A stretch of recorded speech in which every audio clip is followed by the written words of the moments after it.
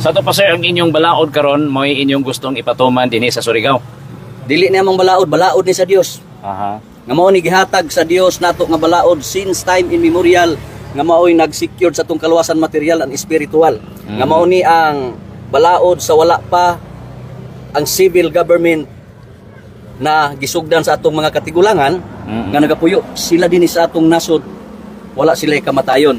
Okay. Oo, nga ang atong nasod is balaang nasod, Urang Timol. Dili pa Pilipinas ang pangalan ni ani, Urang Timol. Nga kung atong pagasabto ng Urang Timol, puloy-anan kana sa mga pinili sa Dios. Puloy-anan sa mga hari ray na prinsipe ug mga prinsesa, wala sila kamatayon. So nakabaton lamang kitang mga Pilipino og kamatayon tungod na sa pagsakop sa mga bansang mananakop. Okay. No, nabahira ng atong dugo. Kay since time immemorial ang atong dugo puti, dili pula. No?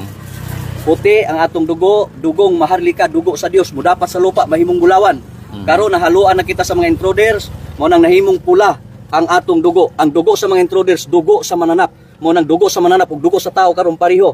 Tungod kay nabahira na ang atong dugo sa mananap.